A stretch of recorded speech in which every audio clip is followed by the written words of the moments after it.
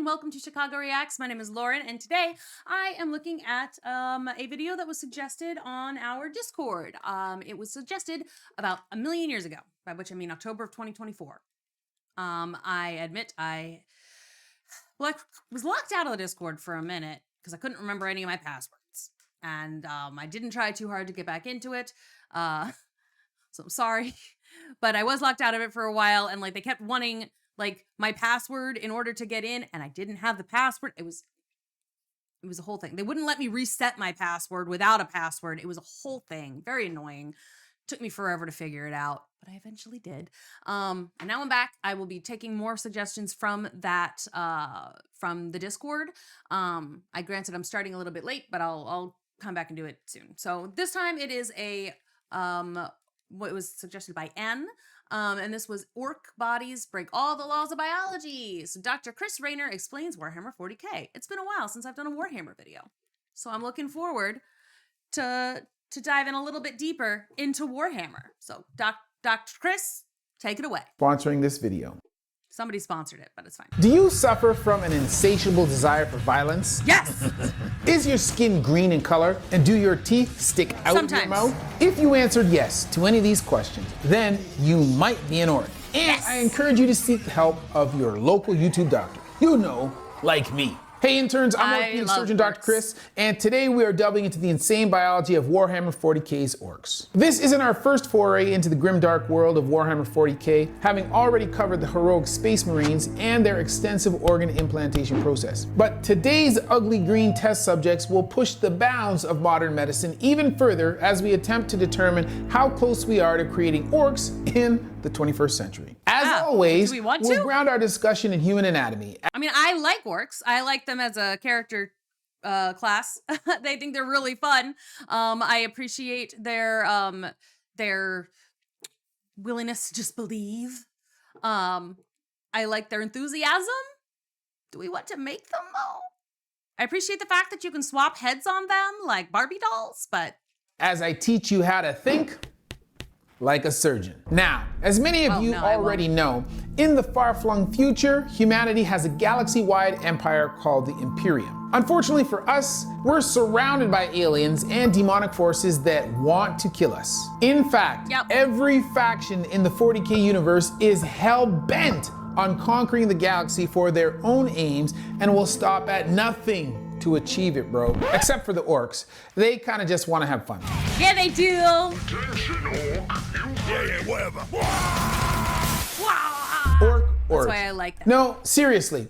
Orcs enjoy violence and bloodshed because they were made for it. You see, orcs were created by an ancient race of aliens called the Old Ones. The Old Ones were at war and needed some extra help. So they engineered a race of heavily muscled, hyper-aggressive war machines to do the fighting for them. Ironically, it was the Old Ones who faded into obscurity, while the orcs thrived in the carnage and formed their own galaxy-wide empires. When humanity eventually took to the stars, they inevitably ran into these green-skinned monsters, leading to countless battles.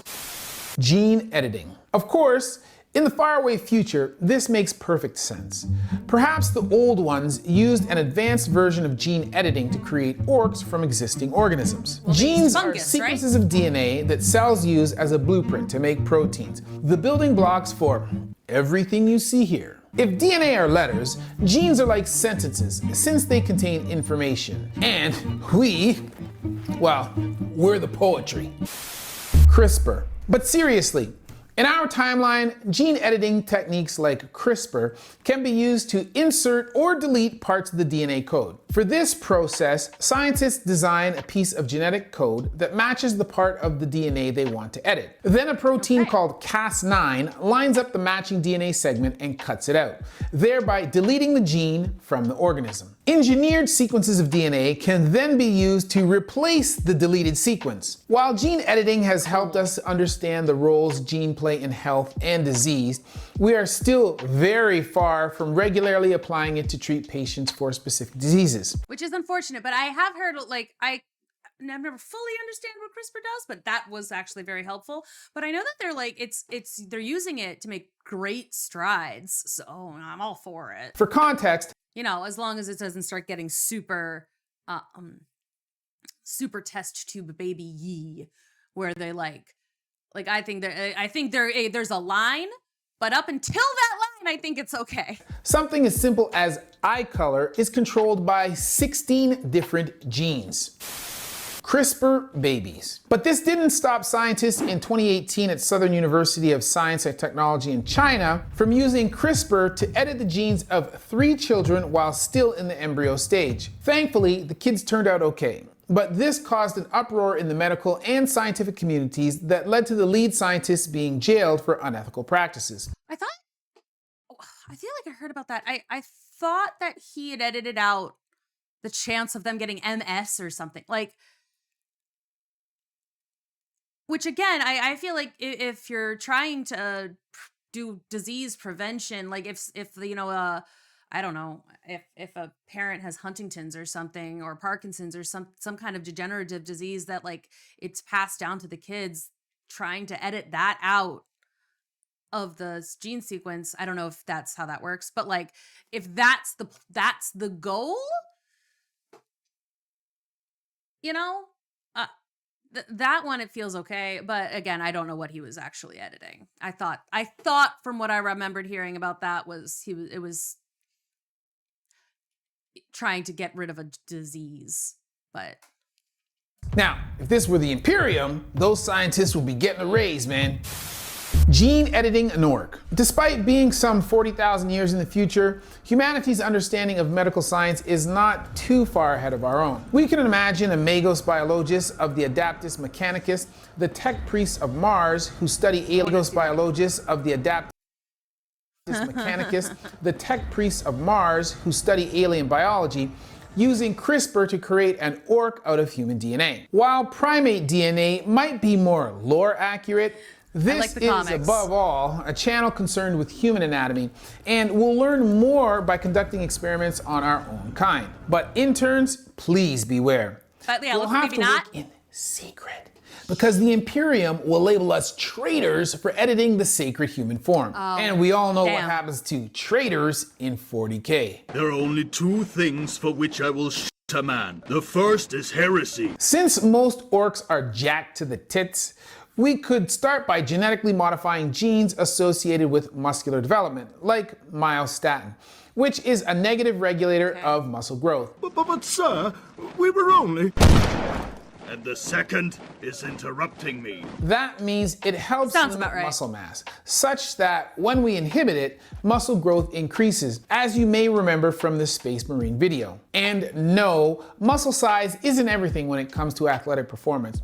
But most experts agree that it plays an important role along with sport-specific training. Since orcs are pretty much always fighting enemies or even each other, their bodies excel in those movement patterns. Like in MMA, the more a fighter spars in training, the more comfortable they are in a real fight because they are used to the stressors of their sport. But and they also get used to knowing what it feels like to get popped in the nose or something.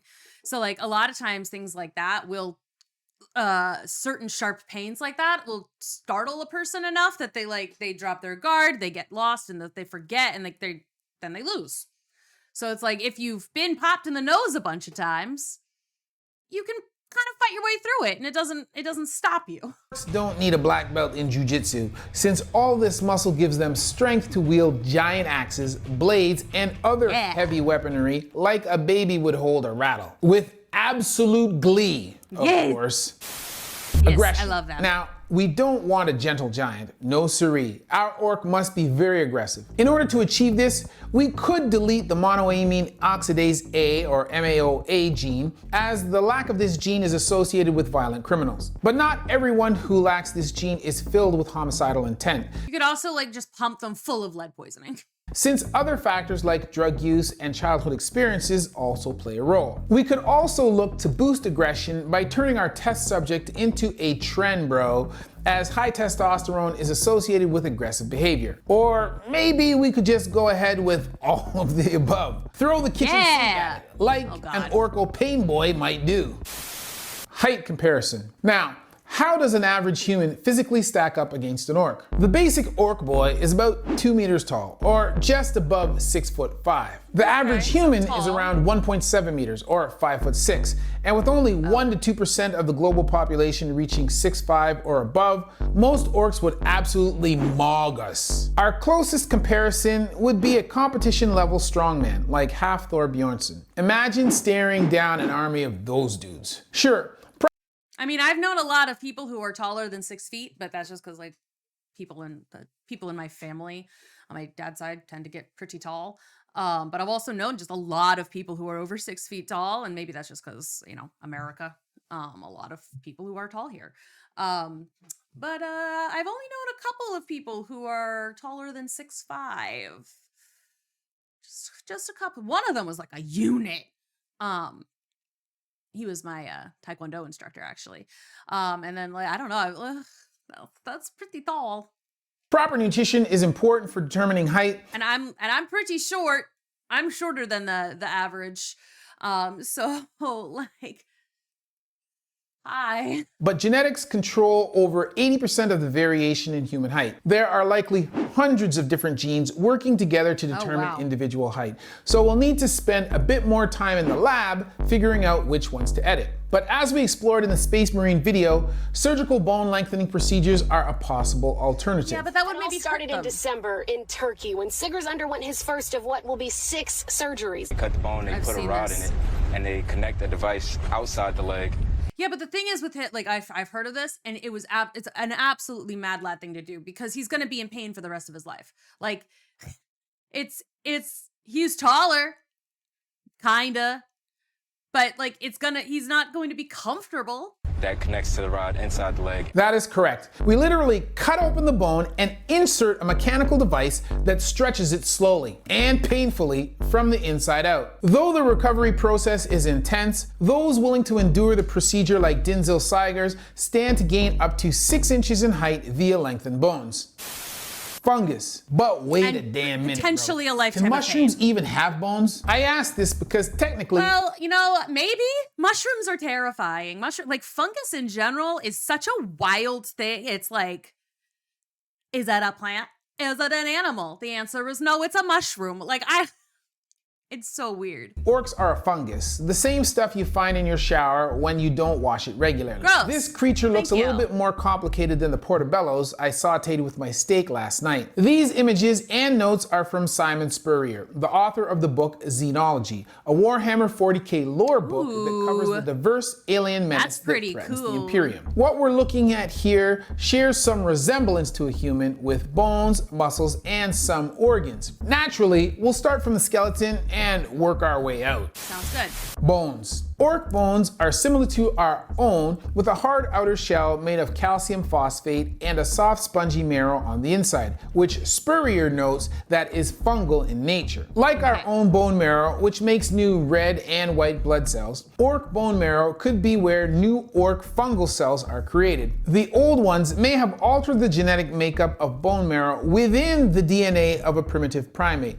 combining it with fungal cells to form the basis of the orc skeletal system. This, however, is far beyond our current capacity. Remember, genes are freaking complicated. We'll need to start a lot smaller. Spores from a parasitic fungus. Oh, we're talking about cordyceps again, baby. I was going to say my friend is a geneticist, but like, I'll maybe send her some stuff. Hey, explain this to me, please. Called cordyceps have infiltrated their bodies and their minds. What you're seeing is a bullet ant, whose nervous system and musculature has been overridden by a fungus called Ophiocordyceps unilateralis by the work of a mycelial network. That's right, a branching root-like structure consisting of tiny fungal threads has hijacked this ant's brain and body. Oh yes, this exists right here on Earth, bro. And you may remember the zombie ant uproar when The Last of Us TV series came out last year. Like something out of science fiction,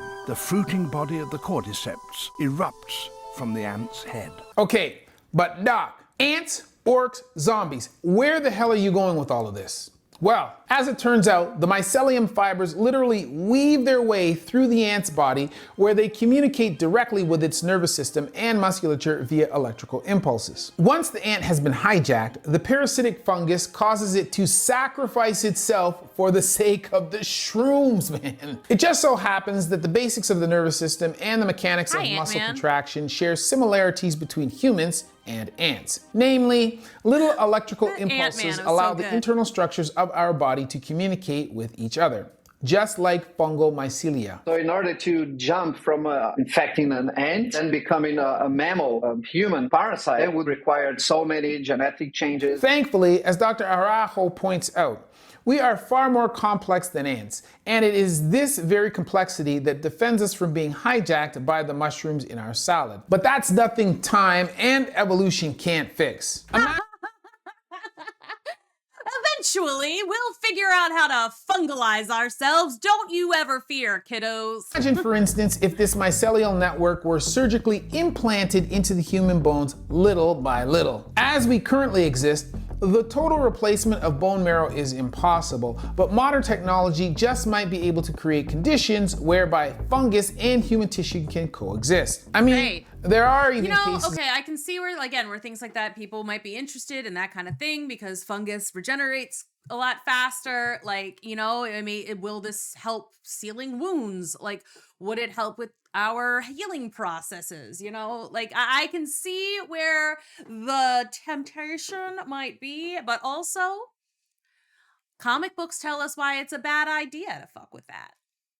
Otherwise, you don't have the lizard and stuff. Of people's brains being infected by fungi, like this guy who had mold growing in his brain. We would need to feed the fungus a simple diet of sugars and other basic molecules so it doesn't feast on human tissue and zombify us like in The Last of Us. We'd also have to find a way to disarm the immune system against the foreign fungal body. But these are at least plausible challenges to overcome. Then, over time, through selective breeding, the fungus integrates into the human tissue. And bam! Fungus marrow a la ORCS, some 38,000 years ahead of schedule.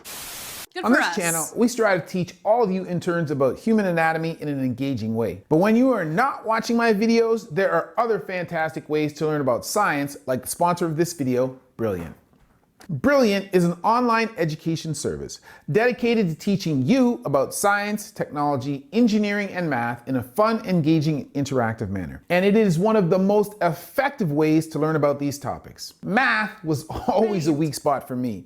And with lessons covering all types of math at a variety of levels, whether it's algebra, geometry, or calculus, Brilliant can help you to understand how to use math to solve everyday problems in business and in your everyday life. And with lessons available on both desktop or on your mobile device, you can learn at any time, no matter where you are, making it easy to establish a daily learning habit. With lessons crafted by teachers, researchers, and professionals from MIT, Caltech, Duke, Microsoft, Google, among others, you have access to award-winning content that is uniquely effective at developing critical thinking skills using a first principles approach. To try everything Brilliant has to offer for free for a full 30 days, visit brilliant.org/Dr. Chris Raynor or scan the QR code. The link is also in the description. That'll keep going. Bone thickness. Of course, orc bones are also a lot thicker than our own, which helps them withstand more injury and supports their immense strength. In humans, bone thickness is an important marker of health and supports the mechanical function of bone. Our bones are constantly being replaced at a molecular level as the calcium flows in and out of the bone matrix as part of a process called bone remodeling. They look like little pillows and I love them. Thicker bones, orcs probably have a faster rate of bone remodeling, or at least a remodeling process that is skewed in favor of bone production. We know that strength training increases bone thickness to an extent. And like doing things like martial artists will do things like this, tapping the walls, it's like kind of breaking down the bone there in order to kind of build them back up again. So it's like for a long time, my knuckles were my first two knuckles here were kind of like they were much bigger. They got kind of fat because I was because you're hitting things and you're constantly breaking them down, building them back up again, and it just helps, it does make them stronger eventually. But we would need a lot more than a good workout routine to get close to an orc. We could change the genetic code of a gene known as the LDL receptor related protein 5 or LRP5, since a mutation in this gene is associated with higher bone density. Body cavity. Up next, we'll take a trip inside the main body cavity of the orc. Here we see what happens to be a crude respiratory system, as Spurrier notes. Distinct organs suggest pulmonary musculature. We're talking about muscles analogous to the diaphragm and intercostal muscles, which aid humans in inhalation and exhalation. We are left to assume the distinct organs to which Spurrier is referring are similar to human lungs, receptacles for the air they breathe in, trachea, etc. Respiration. So far, so good. In humans, the oxygen we take into our lungs diffuses into the blood, which the heart pumps around the body to deliver said oxygen to various structures. And although the heart is a muscle, it is not considered a part of the pulmonary system. Rather, it pumps blood through the pulmonary system. Surely Spurrier was aware of this distinction. His notes are so thorough, and his failure to mention a heart seems too glaring an omission to be an accident.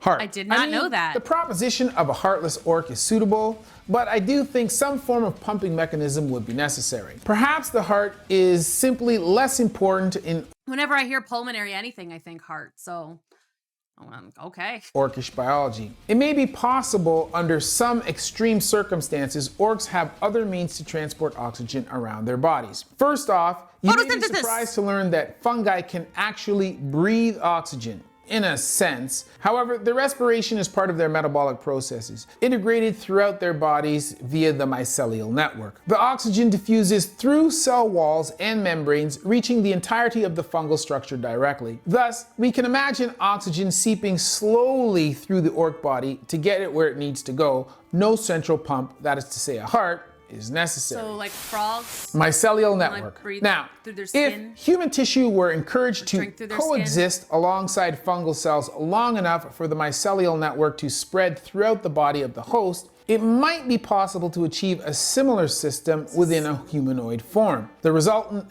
fungal-human symbiote, less immediately reliant on oxygen. Bam! One step closer to orcs, baby. Okay. Muscular circulation. Furthermore, did you know that in humans, skeletal muscles aid venous blood return, which is why our legs are sometimes referred to as the second heart. As muscles contract and relax, they exert mechanical pressure on the veins, pushing blood through them back to the heart. In the heat of battle, when an orc's movement is continuous, their circulatory system might rely more heavily on muscular pumping. And we know they're not short in the muscular department. A puny human could sustain an injury to the heart, lungs, or diaphragm and face hypoxia, and subsequently vital organ failure of the brain within minutes. But as we're beginning to understand, an orc may not rely as heavily on these structures to supply their muscles with oxygen. And as we proceed through Spurrier's notes, they continue to get more robust. Gills. Of course He explains that orcs possess dense vegetative gills, presumably for osmotic oxygen absorption. Think of them swimming through the air as fish through water, which further bolsters their pulmonary system. A second method for oxygen intake means that even if the lungs or airway are compromised indefinitely, an orc can still survive. Organ transplant. The question is, how the hell am I going to get gills inside our human test subject? Currently, xenotransplantation, or the implantation of animal organs in people, is in the research phase. And even then, we're talking pig organs, particularly hearts and kidneys, which have been researched for human transplantation due to their size and compatibility. But gills? Who am I kidding? Might as well give it a shot. We're sure to learn something. We're doing something interesting. Stomach. Of course, any refinement in the xenotransplantation process will also help us achieve the orc's multi-chambered stomach, since we could steal a couple extra chambers from a cow, who happens to have 4. Creatures with tougher, more fibrous diets often require more stomach chambers to aid in digestion. And since orcs are liable to eat just about anything, we'll have to make it a priority. All right, let's do it. Fungal soup. Now here's where things get even crazier. In ORCS, many of the other organs you might expect to find, like kidneys, liver, pancreas, and spleen, are replaced with a fungal soup. I imagine the biological composition of this thick green fluid as a mixture of fungal mycelium, undifferentiated cells, protein, nutrients, enzymes, and of course, water. Just as humans are composed of 60 to 70% water, ORCS would have a significant amount of water in their fungal soup, and tissues to support metabolism, nutrient transport, and other physiological functions, including the myriad of functions carried out by the soup. Unspecialized cells. Functions carried out by the soup just sounds awful. In humans, organs are made up of different types of cells, specialized for specific tasks. By contrast, we can imagine that the ORK fungal cells are unspecialized, allowing each cell to accomplish most of the tasks our organs do. Instead of being neatly divided into different compartments, ORK fungal cells secrete all the enzymes and chemicals they need to survive into a soup that fills their body cavity. While this may sound crude compared to our multi-organ system, this makes the ORK frame extremely robust. If an ORK loses a chunk of its body, the rest of the fungal cells can simply pick up the slack to keep the ORK going. Stem cells. Hold up. Does this regenerative process sound familiar to anyone? If you said stem cells, you might have a future in medicine. Theoretically, it might be possible to endow a living creature with the ability to induce pluripotent stem cells naturally, but it would involve significant genetic engineering and understanding of complex biological processes. Aside from the unimaginable amount of... They are making cool advances in the study of stem cells, by the way. I mean, this is not the channel to discuss that on. That would be a Learns thing. This is barely acceptable for this channel, but I feel like I should be watching this over on Learns. But stem cells are cool, and what we can do with them is really cool. Research required. One challenge would be to ensure the expression of these genes is tightly regulated to prevent uncontrolled cell growth or tumor formation. Or maybe that's why ORCs never stop growing. Regeneration. Ultimately, this lack of cellular specialization is also probably what allows ORCs to heal from serious injuries and regrow lost limbs. This is analogous to some types of lizards who can regrow a tail. We talked about the lizard already. Using unspecialized stem cells to reform the lost limb. Man, if my patients could regenerate, I'd probably be out of a job. I wonder... No, you would need to just adjust your job. The job would adjust so that way you would be able to help them reintegrate a regenerative limb. It would look different. I don't think the job would be gone, and you would maybe still have to remove a limb from time to time, but like helping it figure out how to regrow, I think that could be an interesting, different type of job. If there's something for me to do in org society. Do they even have orthopedic surgeons? This one-size-fits-all organ design sure is handy, but would absolutely necessitate the existence of the aforementioned stomach and a very simple renal bowel system to excrete waste. If their stomach acid, which by the way is strong enough to break down metal, leaks into their big old body cavity, it could destroy them from the inside. That would be awful. And God forbid the waste products they produce get jumbled up inside their body. It makes me wonder if an orc can get sepsis. We definitely don't need these Frankensteins getting any more rotten. Nope. Chlorophyll. It should be noted that fungal cells in the soup contain a green pigment that resembles chlorophyll, a chemical used by plants to absorb energy from the sun. This not only gives orcs' skin its green color, but it also means that orcs can go for long periods without eating so long as they have sunlight. Our Magos biologists will probably have to insert some plant genes so that fungal cells contain chloroplasts, the plant equivalent of mitochondria that do photosynthesis. Okay, this is getting out of hand.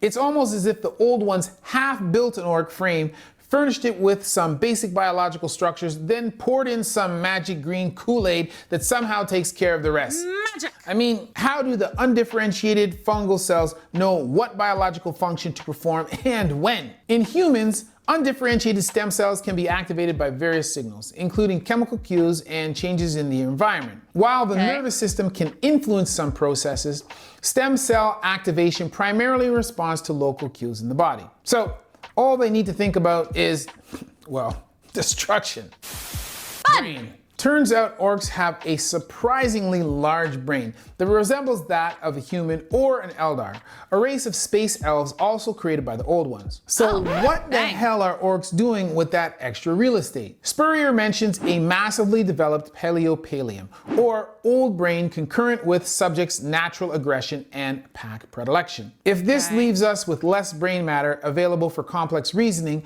problem solving, and planning, then damn it, we're right on target. Psychology. In fact, they rely on primal instincts, brute strength, and numbers to overwhelm their enemies. But sometimes something is so stupid that it just works. If enough orcs believe something, like thinking that painting their trucks red will make them go faster, their collective stupidity allows them to bend space-time to actually go Which faster. I love so much. I mean, who doesn't actually love going fast? Orcs also use this basic form of collective consciousness to gather in large numbers to form a wall, a massive horde that can conquer whole solar systems. Wah is also their war cry. Pain boys. Some orcs can even draw inspiration from the orc collective consciousness to do basic medical procedures like amputations and connecting crude prosthetic limbs. The pain boys, the doctors and surgeons of orc society, can take advantage of the robust orc frame to go as far as grafting the head of a decapitated orc back onto its body. Amazingly, this has already kind of happened in real life, as there are several cases of surgeons being able to reattach the person's head after internal decapitation. What? When the spinal column is separated from the skull. So why are all those people trying to pick up that head? Like, do they just think it's a mannequin head? I would honestly go to kick it. Like, I see a weird, creepy mannequin head, I'm probably kicking that shit. Like, not just picking it up. That person's nose is getting broken. So maybe I would have a place in orc society after all.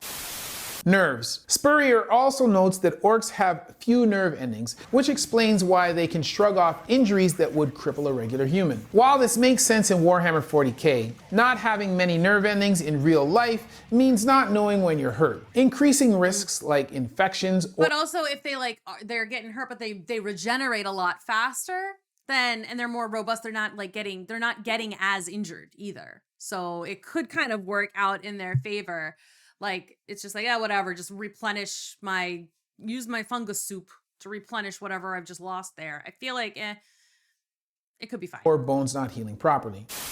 Skin, reproduction. And this wouldn't be an anatomy lesson without talking about the largest organ of all, the skin. Orcish skin is multi-layered like our own, with an epidermis, or outermost layer, that forms a tough, leathery exterior that releases fungal spores. Has a little sunburn on Reproduction. it right now. Like all fungi, orcs reproduce asexually, so they don't need to mate to have offspring, unlike what some fandoms might have you think. As orcs are busy looting and pillaging, their spores land and take root to begin creating an orc ecosystem. The orc fungus does not infect humans, but once a planet in 40k is infected, the inhabitants have little choice but to prepare to face hordes of screaming greenskins. Even if they win the battle, the taint of orc fungus may be enough for the Imperial Inquisition to order exterminatus. Exterminatus. Rip. Remember, to try everything Brilliant has to offer for free for a full 30 days, visit brilliant.org/Dr. Chris Raynor or scan the QR code on screen. You'll also get 20% off an annual premium subscription. Okay, everyone, take a deep breath. We've covered the basic elements of orcish anatomy and racked our brains to come up with some form of modern medical analog for most things. If you enjoyed the content of this video, be sure to let me know, and I'll be happy to keep the ball rolling, as there are several other interesting anatomical specimens in the orc ecosystem. Squigs, snotlings, grots, knobs, and the list goes on. So yeah, if you enjoyed the video, be sure to leave us a comment and give it a big thumbs up to feed the algorithm. If this is your first time on the channel, welcome, and be sure to subscribe for more content that helps you understand human anatomy in an engaging way. Don't forget to follow my gym, Human 2.0 Fitness, for free right here on YouTube, where we post content that helps you move better and prevent injury. Or its sister channel, Human at Home, where you can learn how to be healthy where you live. Otherwise, as always, that's been a word from Dr. Chris, not your everyday ortho, where we see one, do one, teach one. I like him. I've seen some of his stuff before. I don't remember what video. I watched it for me, I think. maybe it was a Bioshock. I don't remember. I do know that I've watched a couple of his videos in the past and enjoyed them. So I enjoyed this one too. Again, orcs are my faves. They're my boys. I love the orcs. I think they're so fun and they're having fun, you know? Go do what you love. And what they love is war. So thank you so much for watching. Thanks for the suggestion. Again, I'm going to be much better about being on the Discord, at the very least picking Discord suggestions as well as members' suggestions. So I will see you all in the next one. Bye-bye.